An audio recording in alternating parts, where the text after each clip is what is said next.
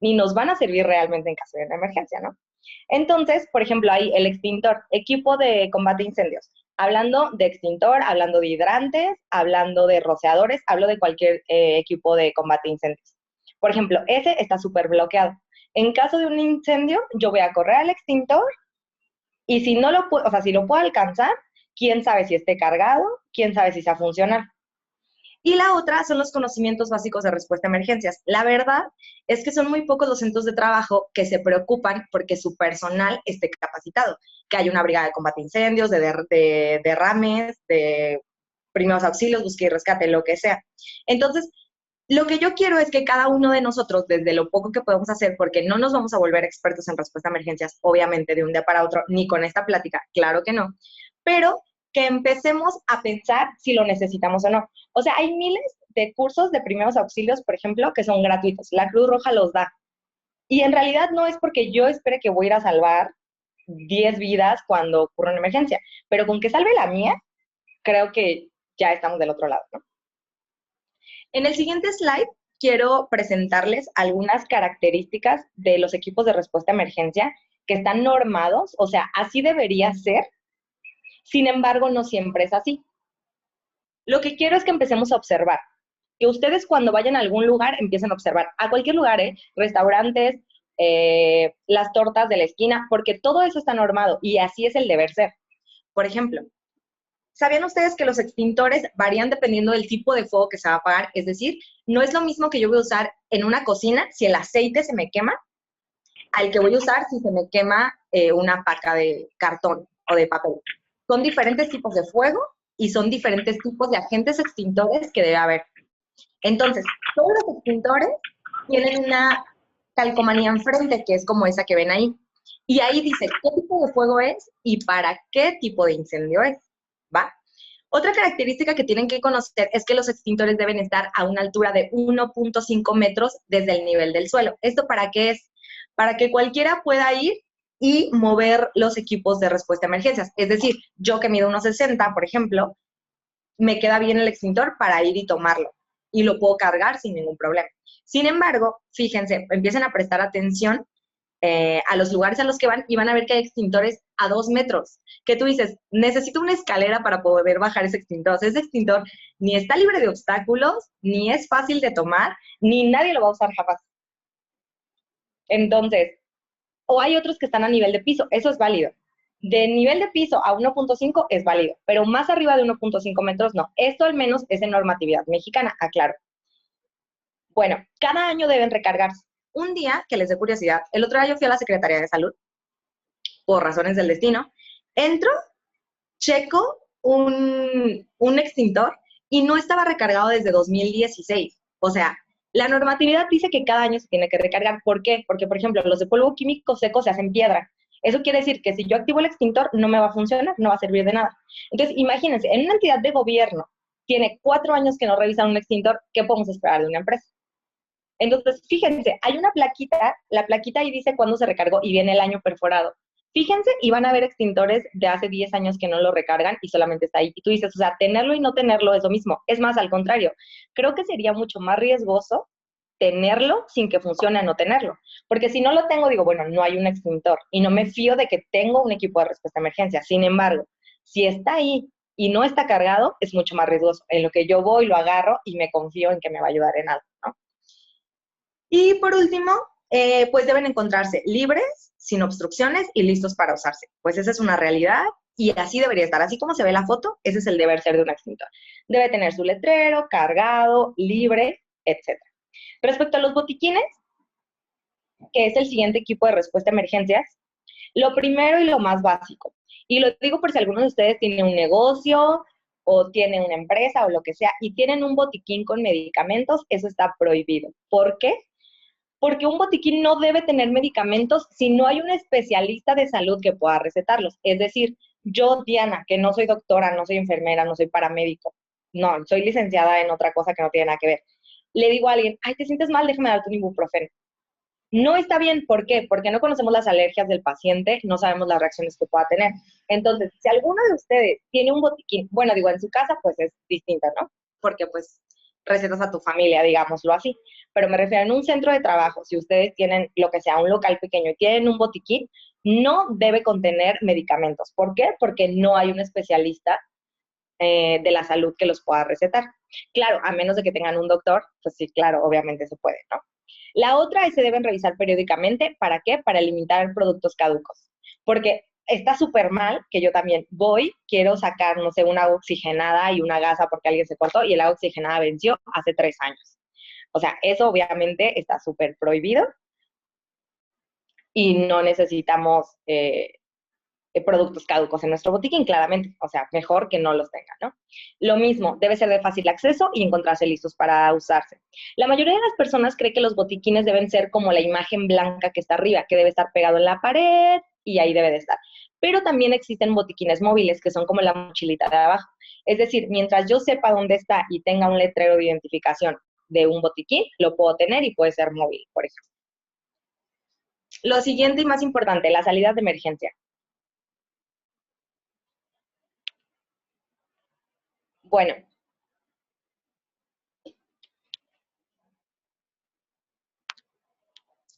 las salidas de emergencia debe encontrar una con barra de pánico. No sé si han visto que tiene una barra que si la aprietas abre hacia afuera. Eso es lo correcto, eso es lo normado y lo que debe ser. Es decir, si yo voy a salir en caso de una emergencia, un temblor, lo que sea, corro y debo apretar la barra de pánico y se debe abrir hacia afuera. Ese es el deber ser. Jamás, jamás de los jamases debe estar cerrada con candados, cadenas, llaves, etcétera. O sea, una salida de emergencia nunca puede ni estar bloqueada ni estar cerrada. Nunca, nunca jamás. Eso es básico, básico de emergencias. Entonces, en este punto les pido, ahora que vayan a cualquier lugar, o sea, en este caso, por ejemplo, supermercados o cines, fíjense en las salidas de emergencia. Por ejemplo, voy a hacer mi comercial. Cinépolis es de las empresas que tiene más en regla todas las situaciones de respuesta a emergencias. ¿Por qué? Por las multas millonarias que son en caso de que no lo cumpliera. O sea, imagínense, estamos en el cine está lleno, en estreno, 80 personas en la sala. Típico que nos gusta sentarnos hasta atrás y en medio, o sea, el peor lugar en el que te podrías sentar en caso de una emergencia, ¿no? Imagínense que la salida de emergencia estuviera bloqueada y hubiera un incendio, por ejemplo. Las butacas son súper material combustible. Nosotros las personas somos súper material combustible. Entonces, imagínense si una salida de emergencia estuviera bloqueada. Precisamente por eso los cines le apuestan a tener todos sus equipos de respuesta a emergencia en súper, súper regla. Y la otra es que deben conducir a un punto de reunión seguro. O sea, es decir, si yo abro una puerta, no puede haber una escalera inmediata, por ejemplo. ¿Por qué? Pues porque vamos a tener un accidente. Entonces, las salidas de emergencia siempre deben conducir a un punto de reunión seguro. ¿Va? Bueno, y ahora sí ya empezamos un poco más en materia después de que sabemos esto. Lo que pretendo con este slide es que de ahora en adelante no nos preguntemos qué hacer en caso de una emergencia, sino qué hacer antes de una emergencia para poder reaccionar de forma adecuada ya que estemos en la emergencia. ¿Va? Entonces, les puse una frasecita ahí abajo que me gusta mucho, que dice, planear es traer el futuro al presente para que puedas hacer algo al respecto ahora. Es decir, lo que queremos es saber, por ejemplo, primeros auxilios y combate a incendios antes, en un aula, sentados con aire acondicionado, y no cuando se me esté muriendo mi mamá o mi papá. ¿Están de acuerdo? O sea, lo que tenemos que pensar es qué hacer antes de una emergencia, antes de que nos suceda, no después, no cuando ya estamos en el momento. ¿De qué me sirve querer apagar un incendio cuando ya se me está incendiando mi casa si pude haber aprendido antes en la comodidad de un aula, etcétera? ¿Va? Entonces, vamos con el siguiente slide.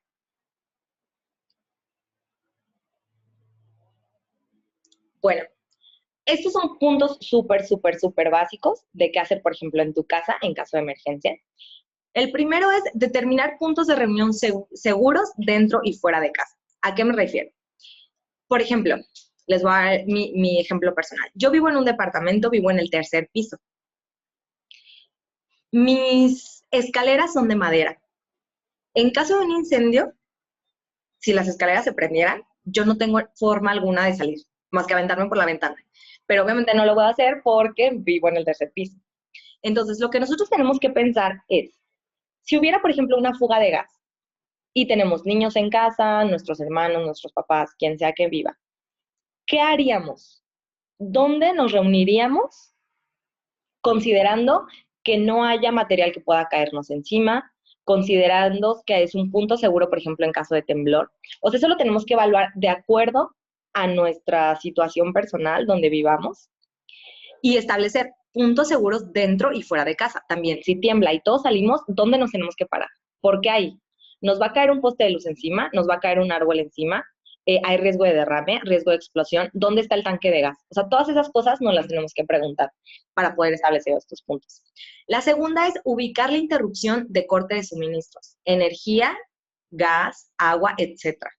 Tenemos que saber dónde está el interruptor general de energía eléctrica. O sea, porque eso, por ejemplo, no muchos se lo preguntan o no lo saben. Tenemos que saberlo. Tenemos una válvula de paso, por ejemplo, de gas. Eso hay que saberlo. O tengo que subir a la azotea a apagar el tanque. O sea, ¿qué tengo que hacer y cómo lo haría? La siguiente, identificar objetos que puedan caer o convertirse en un riesgo en caso de sismo o inundación, que es lo que les comentaba. Y por última, tener a la mano un directorio de emergencias. En este caso, pues nosotros tenemos como el 911, ¿no? Que es como el genérico, pero ese número hay que enseñárselo a sus hijos, o sea, decirle a sus hijos que tal vez tengan 3, 4, 5 años, en caso de que pase cualquier situación de estas, tú agarras el teléfono y marcas este número, pero que la gente lo sepa, porque a nosotros de qué nos sirve saberlos, ¿qué tal si él está solo? Entonces, hay que tener un directorio de emergencias a la mano, de, por ejemplo, hospitales o centros donde nos puedan atender en caso de una lesión, y que todo el mundo lo sepa. No tenerlo nosotros guardado en el celular, sino que todo el mundo lo sepa. ¿Va? Ahora, en el siguiente slide,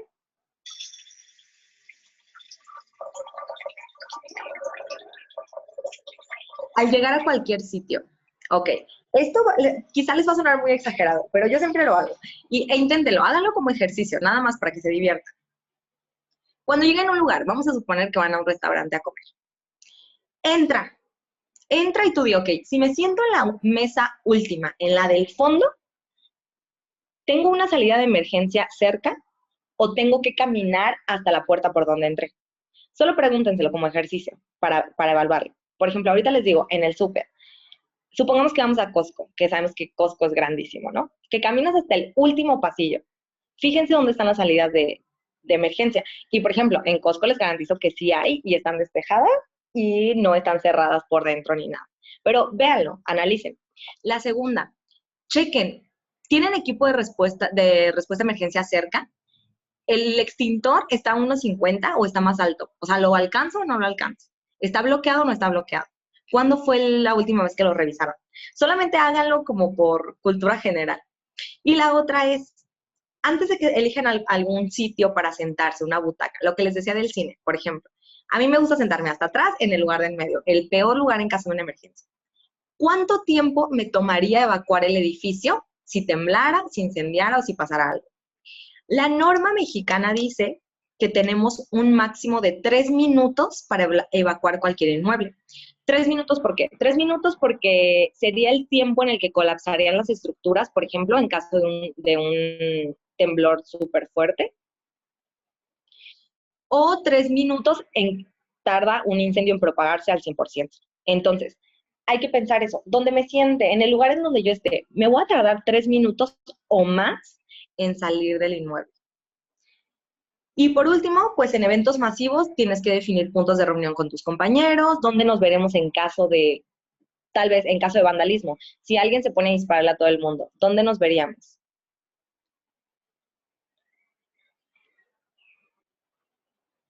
A ver, estoy checando una pregunta. Ok.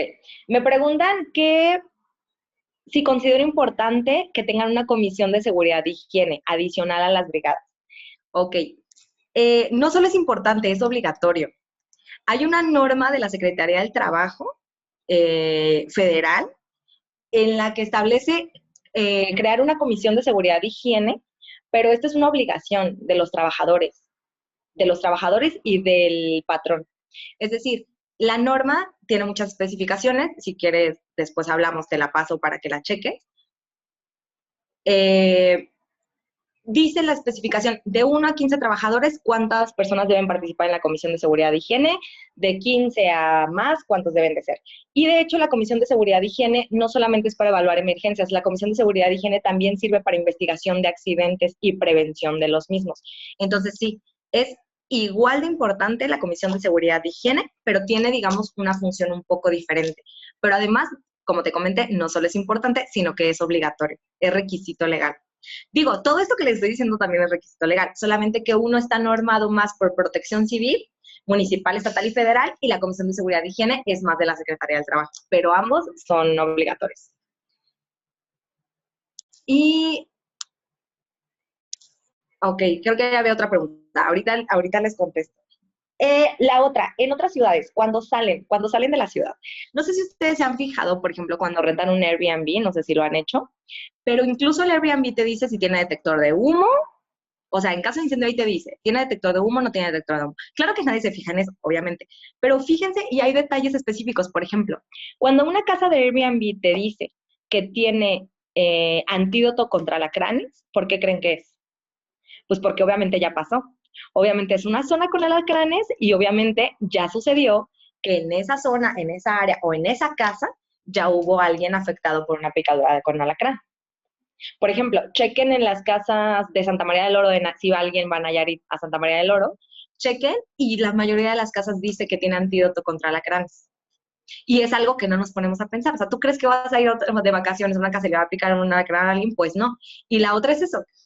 Cuando salgan, digo, son exagerados, yo sé que son exagerados, pero en serio pasa. Cuando vayan a otra ciudad, chequen cuáles son los hospitales, la Cruz Roja o las Cruz Verdes más cercanas. ¿Por qué? Porque un accidente puede ser cualquier, y más si van con niños. O sea, les voy a contar rápidamente una anécdota, pero fui con unos amigos a una casa, igual, fuera de la ciudad. El niño, haz cuenta, el niño de mi amiga todavía no se termina de desvestir y se aventó a la alberca. Ah, bueno, pues se aventó, se pega en el filo y se descalabra. No teníamos ni 2 minutos de haber llegado. Y el niño tirado en la alberca llena de sangre, mi amiga casi desmayada. Afortunadamente, ya habíamos revisado las clínicas y teníamos una a 2 cuadras. Imagínense si en ese momento de histeria, en el que quiero correr, gritar y empujar, me pongo a buscar cuál es la clínica más cercana. No, pues nunca la voy a encontrar, me voy a perder, me voy a morir, me voy a desmayar ahí. Entonces, el punto es ese, hay que prever. Suena dramático, tal vez, suena exagerado, pero recuerden que la emergencia puede suceder en cualquier momento, en cualquier lugar, bajo cualquier circunstancia. Y si puede pasar, va a pasar. Entonces, mejor estar prevenidos a en ese momento querer resolver la vida. Bueno, siguiente slide. El siguiente slide es qué hacer en caso de una emergencia médica. Estos son pasos súper básicos, o sea, no espero que ustedes se conviertan en doctores, claramente no, porque no va a suceder. Entonces, lo primero, mantener la calma. Todo el mundo me dice que mantenga la calma. Y una vez que le estábamos dando un curso a un niño nos pregunta, ¿cómo se mantiene la calma? Y fue una pregunta muy sabia en realidad. Y lo que nosotros contestamos es, la mejor forma de mantener la calma es respirar hondo. Entonces, me detengo un segundo, respiro hondo e intento relajar. Creo que esa es la mejor forma de mantener la calma, respirando. Me detengo, respiro y así voy a poder mantener la calma. La segunda es, revisa que el lugar sea seguro primero para ti y después para la persona. ¿A qué me refiero con esto? Por ejemplo, si hay un atropellado en una avenida grande, en periférico, un atropellado, yo me detengo. Claramente lo quiero quitar de los carros porque no quiero que lo sigan atropellando más. Pero a ver, voy a arriesgar mi vida porque hay carros pasando a 120 kilómetros por hora. Entonces, el punto es, evalúa la situación, porque miren, suena feo, suena crudo y suena muy rudo, pero de que haya un muerto a que haya dos, que haya uno. Entonces, piensen en que su vida es la más importante. En todo momento, en caso de una emergencia, su vida, o sea, la de ustedes, es la más importante. ¿Por qué? Porque muchas veces por hacernos los valientes y por hacernos los héroes, terminamos poniéndonos a nosotros también en riesgo. Y como les digo, ya no va a haber un accidentado, va a haber dos. Y eso es peor, porque ahora esos dos, ¿quién nos va a ayudar? Entonces, primero, revisen que la escena se asegura para ustedes. Y en segundo lugar, para la persona. Muchas veces, digo, ahorita lo vamos a ver esto en el siguiente slide, pero la gente pregunta, ¿muevo al accidentado o no muevo al accidentado? Pues depende de muchas cosas. Pero Si su vida está en peligro, si no lo mueven, entonces muévanlo. Porque ahorita vamos a ver cuál es la priorización que se da en caso de emergencia médica. Entonces, revisen que el lugar sea seguro para ustedes primero y después para el paciente. 3. Evalúa si la persona está consciente.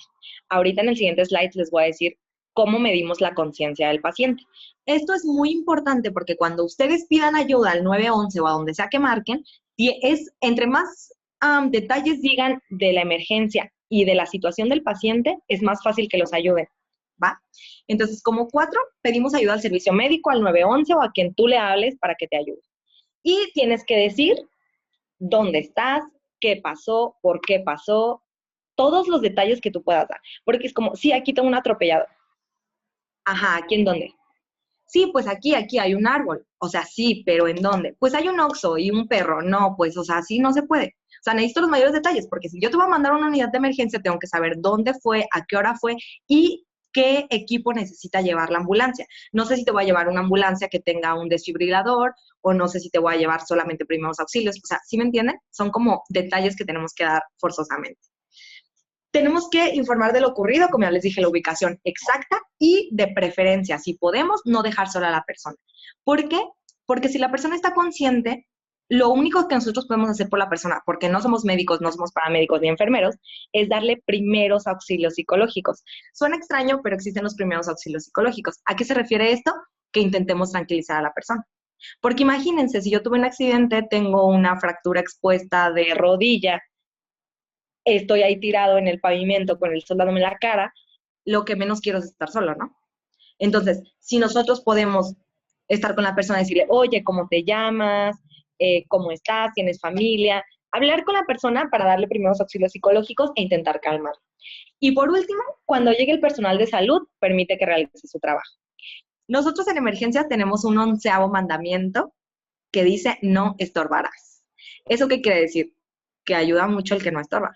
¿Por qué? Porque tal vez yo siento que con mi remedio de la abuela, que si le doy una coca, que si le doy pan, le va a subir la presión y se va a sentir mejor, y típico de que está el desmayado y todos queremos hacer algo, pero la otra es de, si no sabes qué hacer, mejor no te acerques. Y si me vas a salir con el remedio de la abuela, de darme una coca o darme un virote para el susto, mejor no lo hagas, ¿va? En el siguiente slide es lo que les comentaba.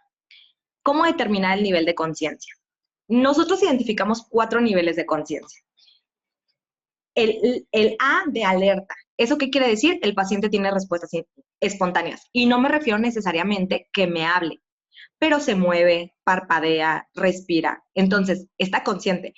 Esto se los quiero aclarar porque generalmente siempre que pasa una emergencia, por ejemplo, en las empresas, típico, está desmayado. Y yo siempre le digo, ¿cómo sabes que está desmayado? Pues tiene los ojos cerrados. ¿Y eso qué? O sea, que tenga los ojos cerrados no quiere decir que esté desmayado. Entonces, tenemos que identificar el nivel de conciencia. El paciente tiene respuestas espontáneas, me refiero a se mueve, parpadea, levanta las manos. No necesita hablar y no necesita tener los ojos abiertos, ¿va? Para que se considere alerta. La segunda, verbal. El paciente se estimula y te responde. Es decir, a lo mejor el paciente está acostado, tiene los ojos cerrados y yo no veo que se mueva. Pero le digo, oye, ¿estás bien? Y me contesta, no, sí, me duele, o hace algún gemido, algún gesto de dolor, lo que sea. Entonces, verbalmente, el paciente es consciente. D, dolor. A lo mejor yo le hablo, lo muevo y no me dice nada. Nosotros lo que hacemos es con el dedo pulgar presionar debajo de la clavícula con ambos dedos, presionando fuerte, y generalmente responden a un estímulo doloroso. No me refiero, como les dije, que me va a hablar, pero a lo mejor va a ser un gesto de dolor. Entonces, tiene nivel de conciencia. E inconsciente, el paciente definitivamente no responde a ninguno de los estímulos anteriores. Es decir, ahora sí me dicen que está desmayado. ¿Por qué? Porque le hablo y no me contesta, lo muevo y no me contesta, no está generando ningún estímulo al dolor, entonces está inconsciente, ¿va? Ahí sí es cuando digo, está desmayado y no me hace caso. Lo de abajo es cómo determino si debo mover al paciente o no, lo que les decía anteriormente. Bueno, nosotros tenemos 3 aspectos que debemos evaluar. Digo, ya dije que no somos ni doctores, ni enfermeras, ni paramédicos, pero tenemos que pensar en algo. Lo primero que nosotros vamos a hacer o intentar hacer es rescatar la vida de la persona. La vida es lo más importante. ¿A qué me refiero? Si hay un chico tirado, como les dije, en periférico, y veo que se mueve, tiene estímulo, y yo lo puedo mover para que alguien no lo vuelva a atropellar, entonces lo muevo. ¿Por qué? Porque su vida está en peligro. La segunda cosa que vamos a evaluar es la función de los órganos. Si su vida no corre peligro, entonces no tengo por qué moverlo. ¿Por qué? Porque tal vez pueda comprometer la función de los órganos. Si alguien se cae, de hecho les iba a poner un par de videos, pero creo que ya no va a poder pasar. Por ejemplo, cuando alguien se cae y tiene evidentemente una fractura de cadera, ¿para qué lo muevo? Solamente le voy a dañar las cervicales, o sea, no tiene sentido. Entonces, ahí vamos a ver la función de los órganos. Y por último, la estética. Entonces, ese va a ser nuestro nivel de prioridad. La prioridad es la vida del paciente. Después, la función de sus órganos. Y por último, la estética, que no le queden cicatrices, marcas, etc. ¿Va? Bueno, entonces, por último, quiero hacerles un pequeño resumen de esta pequeña plática, que como les digo, yo sé que no los va a hacer expertos en nada, pero al menos es para que empiecen a tener un poco más de conciencia en su vida cotidiana respecto a las emergencias. El primero, si van a tener un equipo de respuesta a emergencia obstruido o en mal estado, mejor no lo tengan. ¿Por qué? Porque como ya les dije, es mucho más riesgoso tener un equipo de respuesta a emergencias que no sirva a no tenerlo, porque la gente se confía. Entonces, si van a tener equipos en mal estado, como les comenté, los botiquines con medicamentos caducos, mejor no lo tengan. Segundo punto, cuando lleguen a cualquier sitio, sean observadores, evalúen la situación, el entorno. Háganlo como ejercicio, ya se los dije, cuando entren a un restaurante, una tienda, al súper, al cine, pregúntense, ¿dónde están los equipos de respuesta a emergencias? ¿La salida de emergencia está señalizada? ¿Cuánto me voy a tardar en caminar de aquí a allá? Pregúntense todo eso. Y más, por ejemplo, en escuelas. Ahorita rápidamente les voy a contar otra anécdota, pero una amiga mía que también se dedica a esto, estaba evaluando en qué guardería meter a su bebé. Bueno, les hicieron una sesión de bienvenida, todos entraron.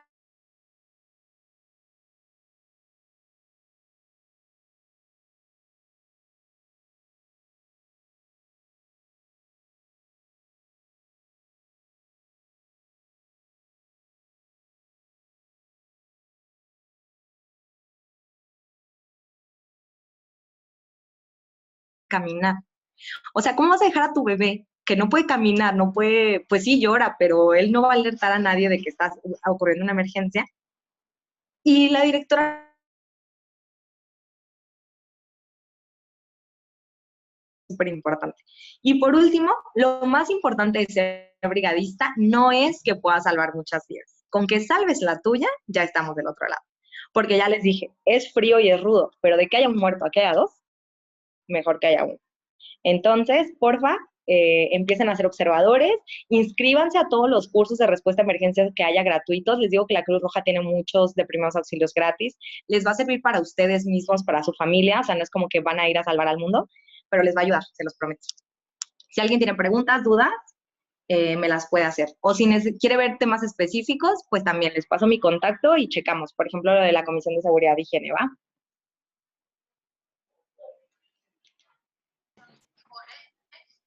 Muchas gracias, Diana. Estaba por aquí pendiente una pregunta de Carlos que comentaba en el hogar.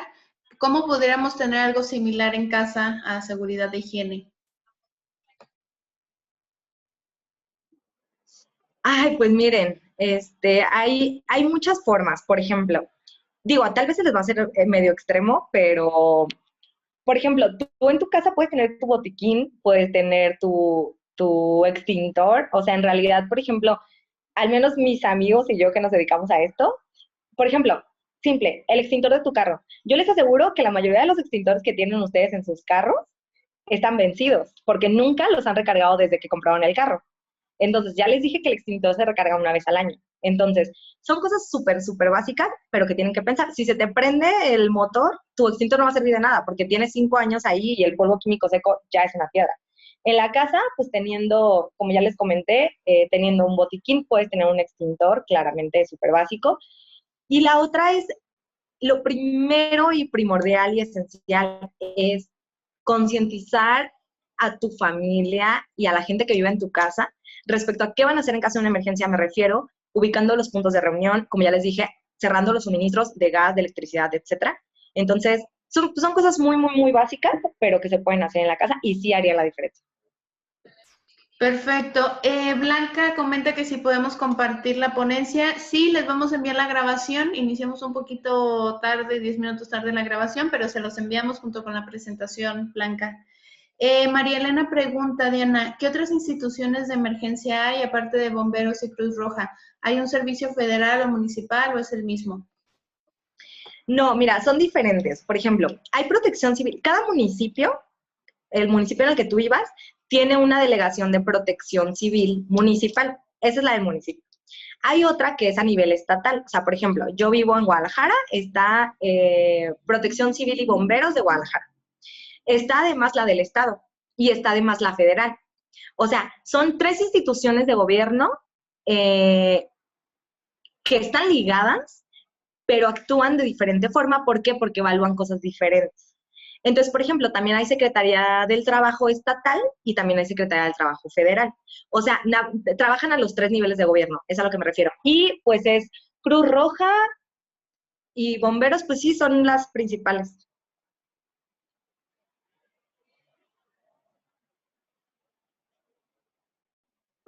Yo acá,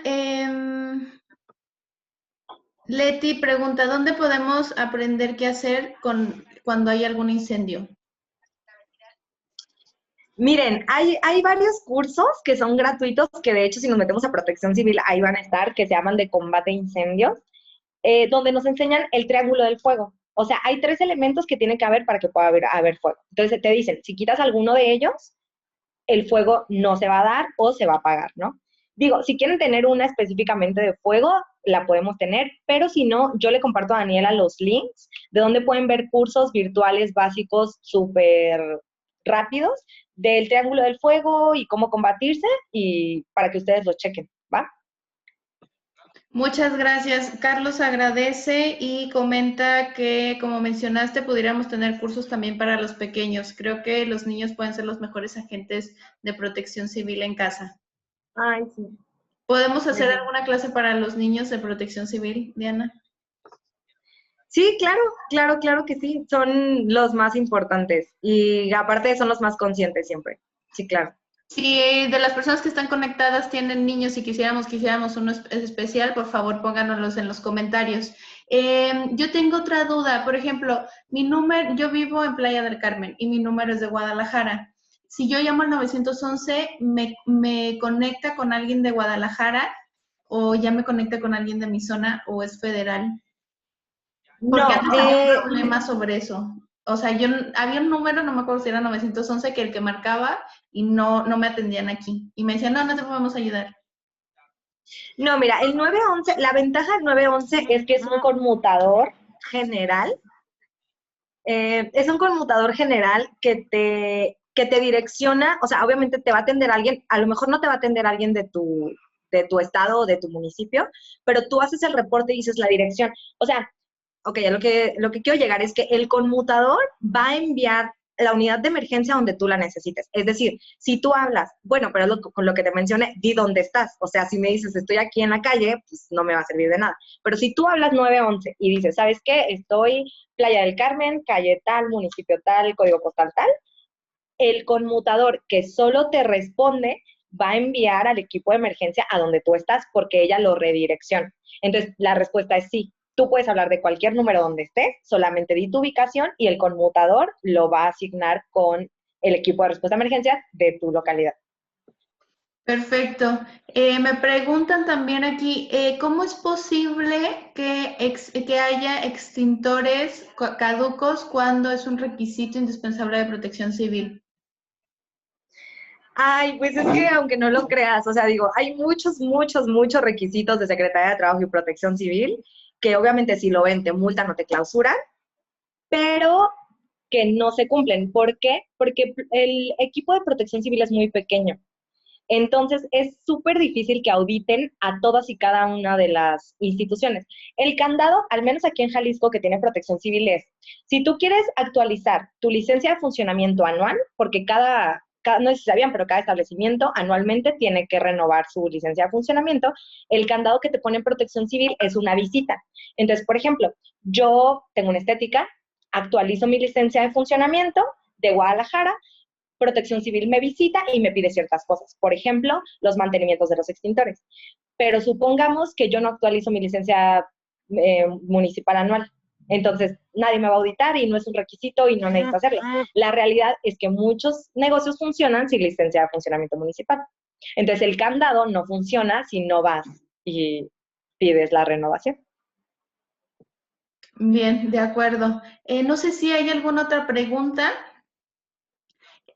Si nos pueden apoyar, por favor, con la evaluación de esta clase, se los agradeceremos mucho. Ahí nos pueden comentar qué les gustó, lo que se puede mejorar y cualquier otra sugerencia son bien recibidas.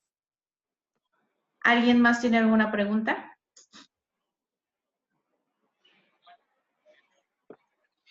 Bueno, pues creo que llegamos al fin de nuestra clase. Muchísimas gracias, Diana, muy interesante. Sí, con muchas cosas para analizar, tanto en el área de trabajo como en la casa. Y recuerden que para las personas que estamos trabajando desde casa, nuestra casa se convierte en nuestro lugar de trabajo y pues hay que tener todas estas medidas bien ubicadas. Gracias, que estén bien, cuídense. Muchas gracias, Diana, que estés muy bien. Gracias a todos por conectarse. Que tengan bonito día. Gracias, Leti. Gracias, Bárbara. Gracias, Rosalía. Gracias, Gaspar. Gracias, Blanca. Qué bueno que les pareció la explicación.